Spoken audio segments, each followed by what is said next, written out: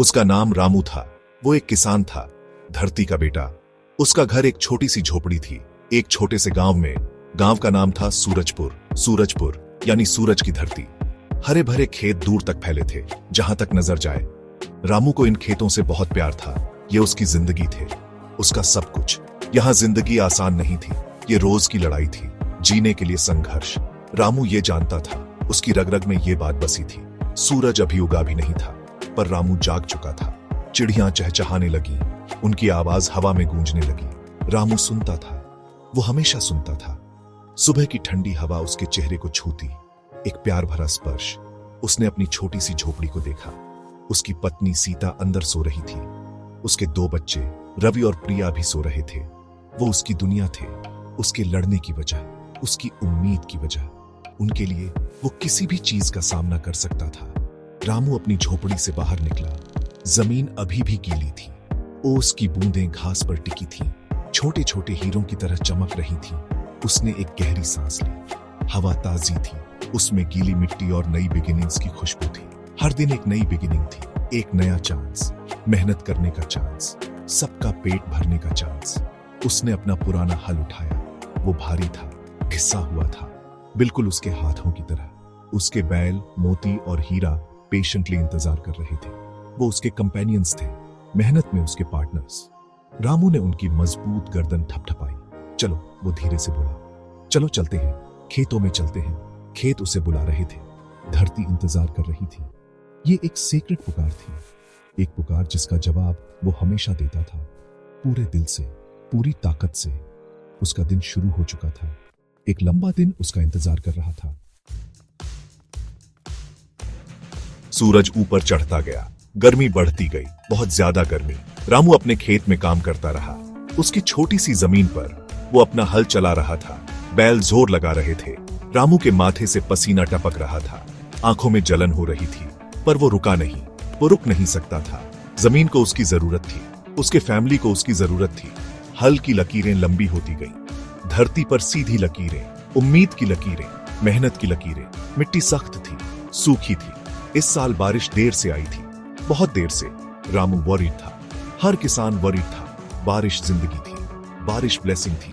बिना बारिश के बीज नहीं उगेंगे, फसलें नहीं बढ़ेंगी। उसका दिल भारी हो गया, सूखी धरती की तरह। उसने आसमान की तरफ देखा, एक विशाल नीला आसमान।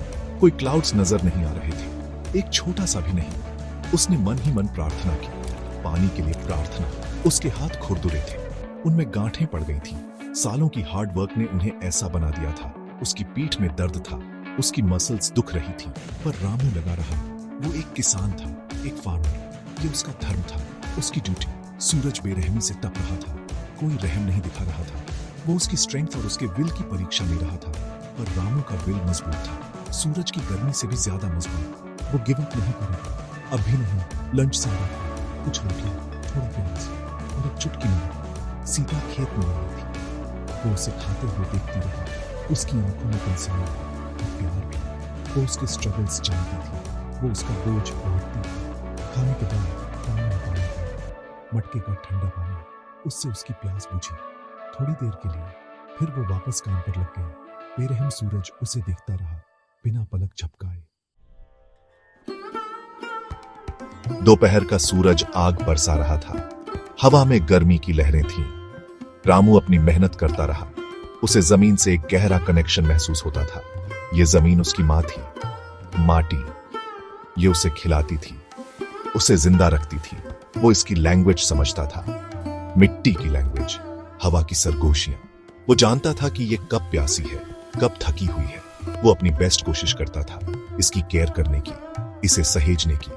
कभी कभी उसे एक छोटा सा फ्लावर मिल जाता, सूखे मिट्टी के ढेलों के बीच उगता हुआ एक छोटा सा रंग, जिंदगी का एक निशान।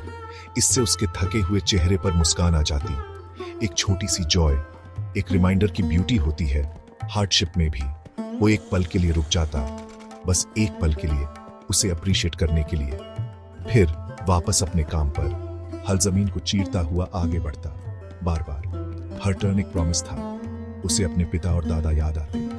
उन्होंने भी इसी जमीन पर हल चलाया था, उन्होंने भी इसी सूरज का, इन्हीं स्ट्रगल्स का सामना किया था। फार्मिंग उसके खून में थी, ये उसकी हेरिटेज थी। मेहनत और रेजिलियंस की लेगेसी।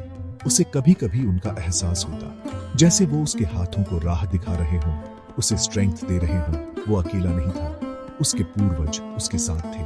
स्पिरिट में, मिट्टी में। शाम होते होते गर्मी कम हो गई, हल्की हवा बहने लगी, पंछी अपने घोंसलों में लौट आए। रामू ने अपने बैलों को हल से खोला, वो उन्हें घर ले गया, टायर्ड पर खुश। उसने अपनी बेस्ट कोशिश की थी, उसने अपना सब कुछ लगा दिया था। दिन का काम खत्म हो गया था, पर चिंताएं बाकी थीं। सालों में अंदर आती हुई पानी की चिंता, फ्यूचर की चिंता। ये चिंताएं उसे कभी सच में छोड़कर नहीं जाती थीं। मनी हमेशा कम रहता था, हमेशा एक प्रॉब्लम। रामू बहुत कम कमाता था अपनी छोटी सी फसल से। कभी कभी फसलें फेल हो जाती थीं, सूखे की वजह से या कीड़ों की वजह से। तब कुछ नहीं बचता था, बिल्कुल कुछ नहीं। उस पर डेब्ट्स थे, गांव के मनी लेंडर सुखीलाल के डेब्ट्स। सुखीलाल बहुत कठोर आदमी था, उसके इंटरेस्ट रेट्स बहुत हाई थे, बहुत ही हाई। रामू को फंसा हुआ महसूस होता था, जैसे पिंजरे में बंद पंछी। उसे मनी चाहिए थी सीड्स के लिए, फर्टिलाइजर्स के लिए, अपने बच्चों की स्कूल फीस के लिए, कभी कभी तो खाने के लिए भी। लिस्ट कभी खत्म नहीं होती थी। उसकी जेब में सिक्के बहुत कम थे, वो भारी लगते थे, वैल्यू की वजह से नहीं बल्कि वरी की वजह से, उसकी रिस्पॉन्सिबिलिटीज का बोझ। सुखीलाल अक्सर आता था, उसकी आवाज तेज थी, उसके शब्द तीखे थे। वो अपने पैसे मांगता था। रामू को छोटा महसूस होता था, हेल्पलेस महसूस होता था। वो पे करने का वादा करता, सून वो सेव करने की कोशिश करता, हर एक रुपया, पर वो कभी इनफ नहीं होता था। अनएक्सपेक्टेड खर्चे हमेशा आ जाते थे, कोई बच्चा बीमार, कोई टूल टूटा, कोई फेस्टिवल। जिंदगी अपना हिस्सा मांगती थी। रामू रात को जागता रहता, छप्पर की छत को घूरता रहता, थिंकिंग, वरी, वो कैसे मैनेज करेगा, वो अपने डेब्ट्स कैसे क्लियर करेगा। अंधेरा उसे दबाता हुआ लगता था, उसका दम घोटता हुआ। सीता उसकी पत्नी समझती थी, उसने कभी कंप्लेन नहीं की।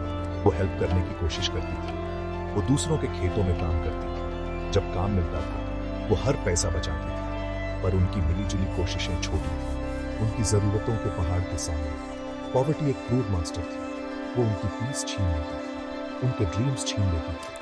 पर रामू ने उसे अपनी डिग्निटी छीनने नहीं दी। वो लड़ता रहेगा अपनी फैमिली के लिए, अपने सेल्फ रिस्पेक्ट के लिए। रामू के बच्चे रवि और प्रिया छोटे थे, वे इनोसेंट थे। वे अपने पिता के स्ट्रगल्स पूरी तरह नहीं समझते थे, पर वे उसके चेहरे पर वरी की लकीरें देखते थे। वे उसकी आंखों में टायर्डनेस देखते थे। कभी कभी उनकी प्लेट्स पूरी भरी नहीं होती थीं, कभी कभी वे सिंपल खाना खाते थे, बस राइस और दाल या रोटी और चटनी। पर सीता हमेशा प्यार से परोसती थी, एक स्माइल के साथ। इसलिए खाना अच्छा लगता था। रामू अक्सर खुद खाना छोड़ देता था। वो कहता था कि उसे भूख नहीं है, ताकि उसके बच्चे ज्यादा खा सके। सीता उसका यह सैक्रिफाइस जानती थी, उसका दिल उसके लिए दुखता था, पर वो कुछ नहीं कहती थी। वर्ड्स की जरूरत नहीं थी, उनकी आंखें बोलती थी, उनके दिल समझते थे। उनका फैमिली प्यार से बंधा था, एक स्ट्रॉन्ग अटूट बॉन्ड। ये प्यार उन्हें स्ट्रेंथ देता था, ये उन्हें हर दिन का सामना करने में मदद करता था। उनका घर पूर था, पर उनके दिल भरे हुए थे। रामू चाहता था कि उसके बच्चे स्टडी करें, एजुकेशन हासिल करें। वो नहीं चाहता था कि वे उसकी तरह सफर करें। वो उनके लिए एक बेटर फ्यूचर चाहता था, पॉवर्टी से फ्री फ्यूचर। रवि स्टडीज में अच्छा था, प्रिया को रीड करना पसंद था। रामू को उन पर प्राउड महसूस होता था। वो हर पेनी बचाता था जो बचा सकता था, उनकी बुक्स के लिए, उनकी स्कूल फीस के लिए। ये उसका सबसे बड़ा ड्रीम था, उसका सबसे इंपॉर्टेंट इन्वेस्टमेंट। कभी कभी रवि पूछता, बाबा हम पुअर क्यों हैं? रामू के पास कोई इजी आंसर नहीं होता था। वो अपने बेटे को देखता, उसकी आंखें दर्द और डिटर्मिनेशन से भरी होती। वो कहता, बेटा लाइफ एक टेस्ट है, हमें स्ट्रांग बनना होगा, हमें हार्ड वर्क करना होगा और हमें कभी होप नहीं छोड़नी चाहिए। वो अपने बच्चों को कसकर गले लगाता। उसका प्यार उनकी ढाल था, उसकी होप उनका गाइडिंग स्टार थी। वे पैसे से पुअर थे, पर स्पिरिट से अमीर थे। रात में रामू अपनी झोपड़ी के बाहर बैठता था। वो तारों को देखता था। आसमान बहुत बड़ा था, टिमटिमाती लाइट से भरा हुआ। इतने सारे तारे, इतने सारे ड्रीम्स। वो एक अच्छे मॉनसून का, एक भरपूर हार्वेस्ट का सपना देखता।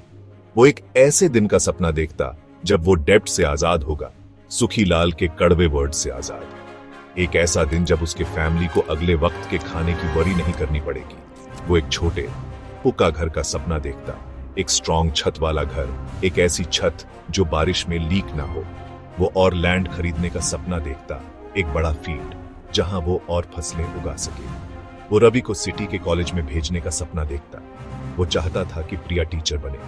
ये ड्रीम्स रात की शांति में उसके कंपेनियंस थे। वे उसे कंफर्ट देते थे, वे उसे पर्पस देते थे। सीता कभी कभी उसके पास आ बैठती। वे चुपचाप बैठे रहते, अपनी अनस्पोकन बातें, अपने शेयर्ड ड्रीम्स बांटते। वो उसका दिल जानती थी, उसकी डिजायर्स जानती थी।